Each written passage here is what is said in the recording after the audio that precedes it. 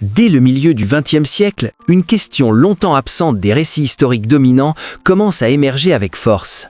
Les anciens Égyptiens étaient-ils noirs ? Cette interrogation, lourde d'enjeux scientifiques, politiques et symboliques, est portée sur le devant de la scène par l'universitaire sénégalais Cheikh Anta Diop. Dans les années 1950, à contre-courant des discours académiques alors dominants, il avance l'hypothèse d'une origine négro-africaine de la première grande civilisation connue de l'humanité. Selon lui, cette réalité aurait été volontairement occultée afin de préserver et de justifier l'ordre colonial, fondé sur l'idée d'une supériorité civilisationnelle européenne. Pour Cheikh Anta Diop, la question n'est pas simplement identitaire, elle est historique et scientifique.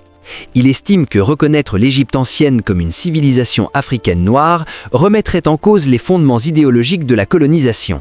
Car, affirme-t-il, il aurait été politiquement et moralement inconcevable pour les puissances coloniales de prétendre civiliser un continent présenté comme le berceau même de la civilisation.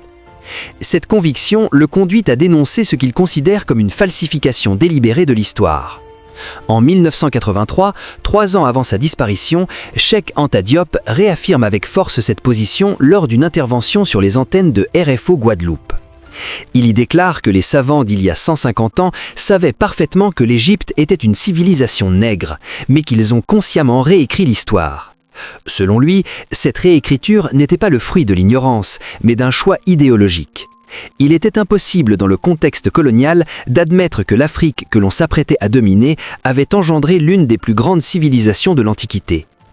Cheikh Anta Diop se présente comme un chercheur rigoureux, attaché aux sources, aux disciplines scientifiques et à la cohérence méthodologique. Ces thèses, qualifiées d'iconoclastes par certains, rencontrent cependant un écho considérable. En Afrique, elles nourrissent une réflexion profonde sur l'histoire, l'identité et la mémoire. Mais leur influence dépasse largement le continent africain. Aux Antilles notamment, ces travaux trouvent un terrain particulièrement réceptif. Des lieux portent son nom, témoignant de l'impact durable de sa pensée et de la reconnaissance qu'il suscite. Le monde intellectuel caribéen ne reste pas indifférent à cette démarche. L'écrivain guadeloupéen Ernest Pépin souligne la ténacité de Cheikh Anta Diop et l'ampleur du combat qu'il a mené. Il rappelle qu'à l'époque où l'universitaire sénégalais affirmait le caractère négro-africain de la civilisation égyptienne, il devait affronter une forte résistance académique. Pourtant, ajoute-t-il, cette idée, autrefois marginalisée, est aujourd'hui largement admise.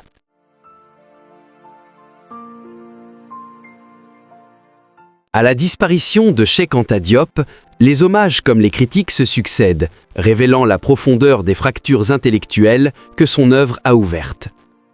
Sur les antennes de RFO Martinique, Aimé Césaire, figure majeure de la pensée antillaise, poète, homme politique et théoricien de la négritude, s'exprime avec une admiration sans réserve.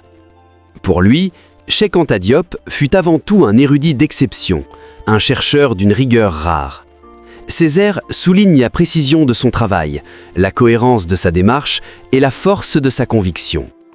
Selon lui, l'universitaire sénégalais n'a pas seulement formulé des hypothèses audacieuses, il est parvenu à démontrer scientifiquement ce qu'il avait pressenti dès sa jeunesse. Dans cette reconnaissance se lie l'idée d'un combat intellectuel mené avec méthode, patience et persévérance face à un ordre académique longtemps réticent à remettre en cause ses certitudes. Mais cette vision élogieuse ne fait pas l'unanimité. En 2008, Jean Yoyotte, l'un des plus grands égyptologues français, professeur au Collège de France et spécialiste incontesté de l'Égypte antique, livre un jugement radicalement opposé.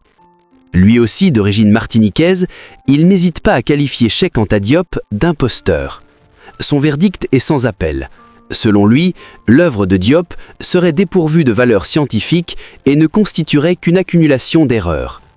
Cette critique, sévère et frontale, illustre la violence des débats que suscite encore la question de l'origine des anciens Égyptiens et de la légitimité des méthodes employées pour y répondre. Au cœur de cette controverse se trouvent les interprétations proposées par Cheikh Anta Diop, jugées par certains spécialistes comme partielles ou erronées. L'un des exemples les plus souvent cités concerne Aménophis Ier. Diop affirme que ce pharaon était noir, s'appuyant sur des représentations où le souverain apparaît peint en noir. Avec un sens de la formule et une pointe d'humour, il évoque la couleur d'un célèbre vélomoteur, le Solex, devenu à l'époque en Guadeloupe un synonyme populaire du noir. Il en tire une affirmation plus large. Selon lui, on ne verrait jamais de blancs représentés comme chefs ou dignitaires dans l'Égypte ancienne, car ces populations auraient occupé, à ses yeux, le bas de l'échelle sociale. Pourtant, les égyptologues rappellent que la symbolique des couleurs dans l'art pharaonique obéit à des codes précis. La statue du gardien de la tombe de Toutankhamon, présentée dans certaines expositions, illustre parfaitement cette complexité. Le noir qui y apparaît ne renvoie pas à la couleur réelle de la peau.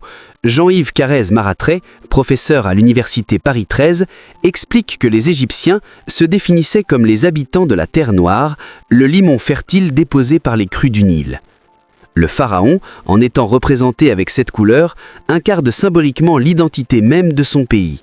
Le noir devient alors un signe de fertilité, de renaissance et d'appartenance à la terre du Nil, bien plus qu'une indication ethnique. Les débats sur l'origine des anciens Égyptiens se sont enrichis au fil des dernières décennies de nouvelles données scientifiques qui invitent à nuancer, voire à remettre en cause certaines hypothèses formulées au milieu du XXe siècle. Des recherches récentes, fondées sur l'analyse de l'ADN de plusieurs dizaines de momies, ont marqué un tournant décisif.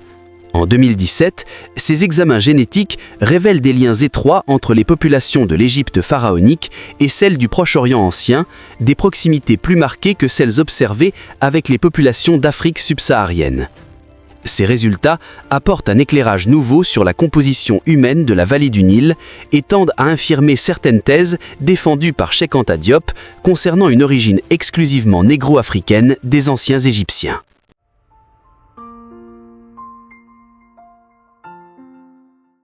S'appuyant sur ses travaux, l'égyptologue Jean-Yves Carrez-Maratrey, ancien élève de Jean Yoyot, rappelle une idée partagée par de nombreux spécialistes. La majorité des Égyptiens de l'Antiquité pharaonique présentaient des traits proches de ceux des Égyptiens actuels. Cette continuité humaine et culturelle souligne la stabilité remarquable d'une population façonnée par des millénaires d'histoire le long du Nil, carrefour entre l'Afrique et le Proche-Orient. Il convient toutefois d'introduire une nuance essentielle. L'histoire égyptienne a bien connu, durant une période limitée, l'accession au pouvoir de souverains originaires d'Afrique subsaharienne.